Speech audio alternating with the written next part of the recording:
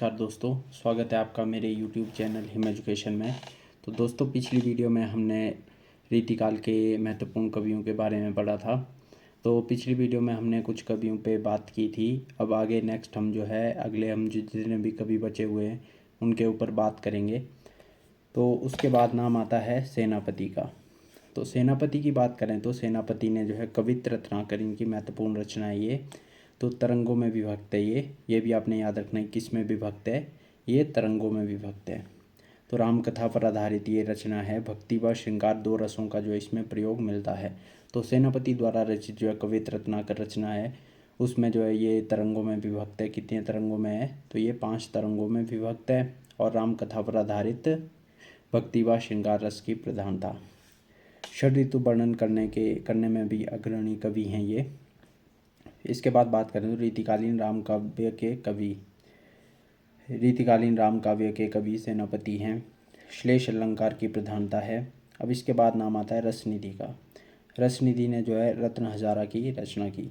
अब मूल नाम की बात करें तो रसनिधि का मूल नाम क्या था, तो रसनिधि का मूल नाम था पृथ्वी सिंह। तो पृथ्वी सिंह इनका मूल नाम था। इसके बाद बेनी प्रवीण है। बेनी प्रवीण ने जो है नवरस तरंग की रचना की है। तो इनकी आपने जो है रचनाएं ही याद रखनी है। इसके बाद नाम आता है नृपशंभु का। नृपशंभु छत्रपति शिवाजी महाराज के पुत्र थे ये। नृपशंभु कौन थे? छत्रपति शिवाजी महाराज के पुत्र। नखशिख, 7 शतक, नायिका भेद इनकी महत्वपूर्ण रचनाएं हैं।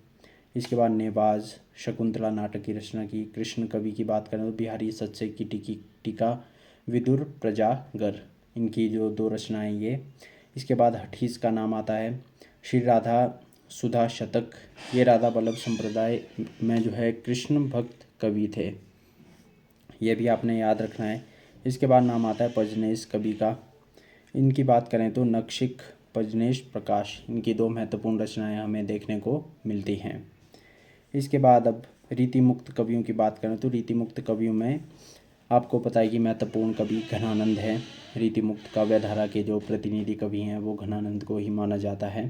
तो रीतिमुक्त कवियों में बात करें तो आलम का नाम सबसे पहले आता है। आलम की बात करें तो आलम जो है ये जाति से ब्राह्मण थे और इनकी प्रेमिका कौन थी? प्रेमिका शेख रंगरेजिन इनकी जो है प्रेमिका थी। अब इनकी रचनाओं की बात करें तो इनकी रचनाओं में जो आलम केली, श्याम सनेही, माधवानल, काम कंदल ये रचनाएं जो है इनकी महत्वपूर्ण रचनाएं हैं। इनकी एक पंक्ति भी है, पंक्ति सुनिए कि कनक धुरी सी कामिनी काहे को कति छिन। तो ये जो है कनक छुरी सी कामिनी काहे को कति छिन, तो ये इनकी पंक्ति है। इसके बाद बोधा का नाम आता है। बोधा कवि जो है आपको पता ही है कि रीतिमुक्त काव्यधारा के कवि हैं ये।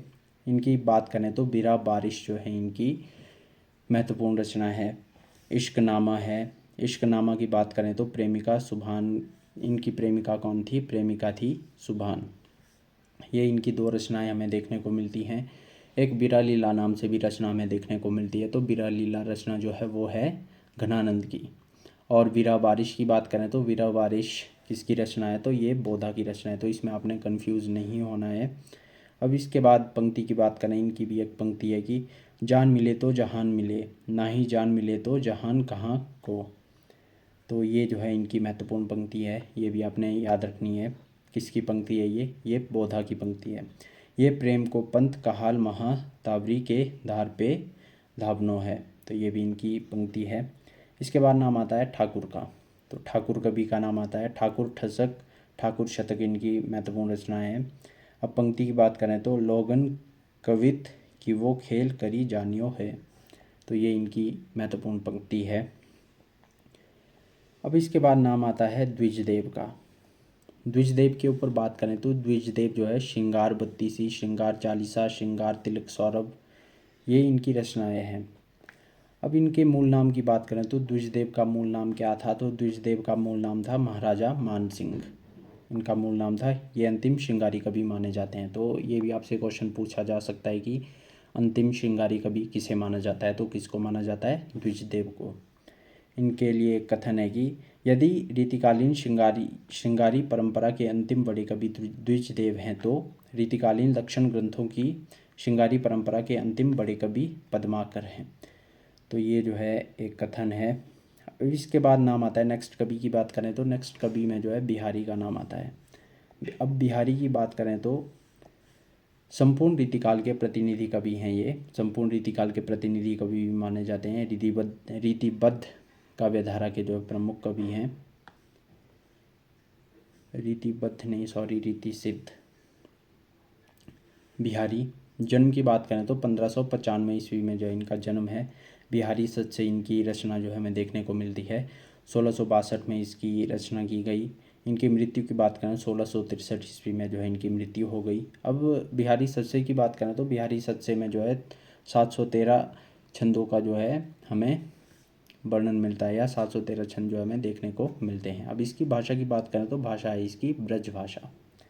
काव्य स्वरूप की बात करें तो मुक्तक काव्य, रस श्रृंगार रस, तो ये जो है इनके जो है काव्य स्वरूप हैं। अब इसके बाद बात करें सतसई परंपरा की, तो सतसई परंपरा में जो है कौन कौन से कवि हैं, तो गाहा सप्तशती हाल कवि द्वारा रचित है।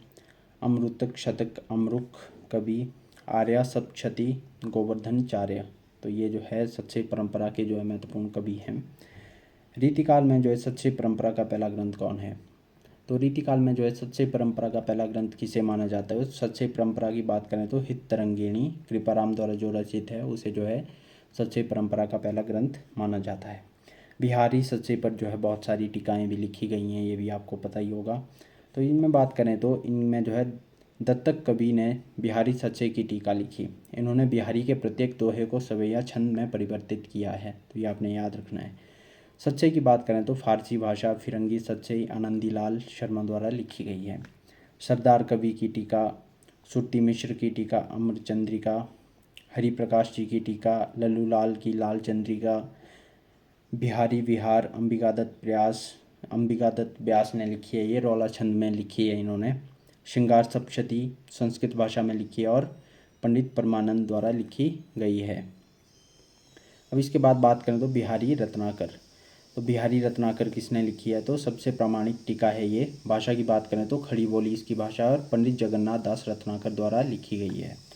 बिहारी को बनिमभूति, बिहारी की जो है बनिमभूति जो है विश्वनाथ प्रसाद द्वारा लिखी गई है। इसके बाद बात करें तो बिहारी के प्रत्येक दोहे को जो है उर्दू शेरों में जो है मुंशी देवी प्रसाद द्वारा जो है परिवर्तित किया गया है।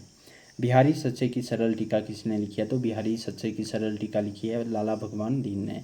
बिहारी सच्चे की ब्रज भाषा में टीका जो है राधा कृष्ण चौबे ने लिखी है।